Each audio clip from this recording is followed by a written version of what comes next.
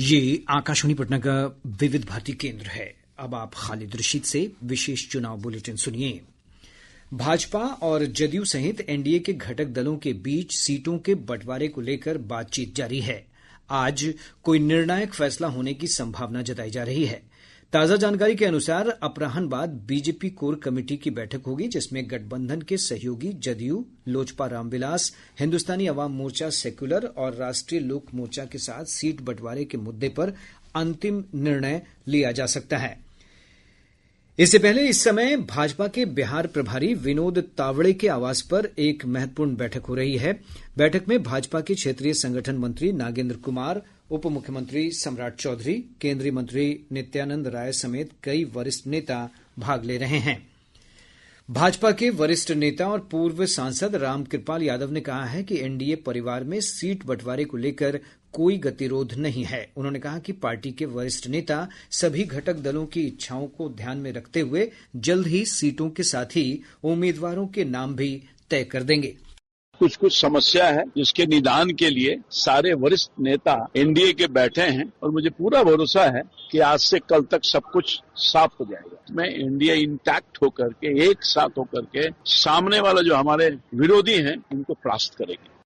महागठबंधन में भी सीट बंटवारे को लेकर गतिरोध कायम है। कांग्रेस पार्टी मुकेश सहनी के नेतृत्व वाली विकासशील इंसान पार्टी को अधिक सीट दिए जाने का विरोध कर रही है। पार्टी ने वीआईपी के उप मुख्यमंत्री पद पर दावेदारी की शर्त को लेकर भी आपत्ति जताई है। इधर वाम दलों ने भी सीट बंटवारे को लेकर हो रही देर पर विरोध व्यक्त किया है। इस बीच बिहार में महागठबंधन की समन्वय समिति के अध्यक्ष और राजद नेता तेजस्वी प्रसाद यादव के आज कांग्रेस के वरिष्ठ नेता राहुल गांधी से नई दिल्ली में बातचीत की उम्मीद है।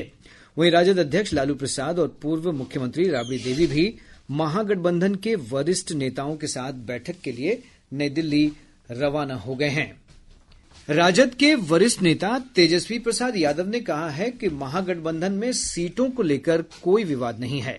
दिल्ली रवाना होने से पहले पटना में संवाददाताओं से बातचीत में उन्होंने कहा कि महागठबंधन बिहार के लोगों को रोजगार देने के एजेंडे पर कार्य कर रहा है। जिस परिवार के पास सरकारी नौकरी नहीं है उस परिवार को सरकारी नौकरी मिलेगा और 14 नवंबर के बाद से बिहार की जनता बेरोजगारी से मुक्ति पाएगी।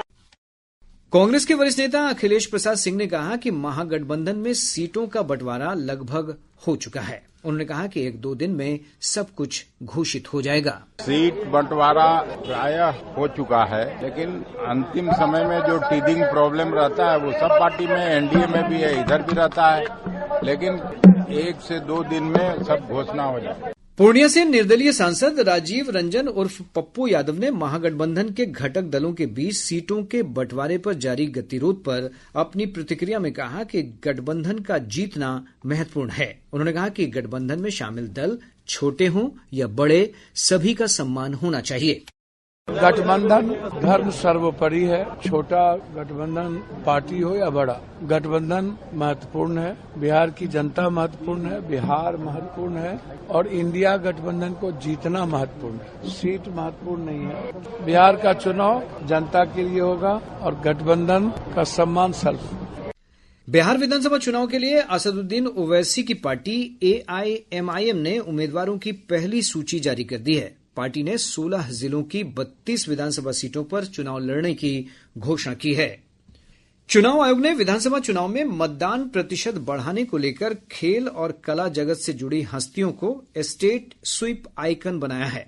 इनमें समस्तीपुर के प्रतिभावान अंतर्राष्ट्रीय क्रिकेट खिलाड़ी वैभव सूर्यवंशी और लोकप्रिय वेब सीरीज पंचायत में सचिव के सहायक की भूमिका निभाने वाले वैशाली के अभिनेता चंदन राय और सहरसा जिले के रहने वाले अभिनेता पंकज झा शामिल हैं। वहीं भोजपुर की रहने वाली अंतर्राष्ट्रीय वुशु खिलाड़ी सौम्या आनंद और रोहतास की रहने वाली राष्ट्रीय हॉकी खिलाड़ी ज्योति कुमारी को भी स्वीप आइकॉन बनाया गया है। इसके साथ ही विशेष चुनाव बुलेटिन समाप्त हुआ।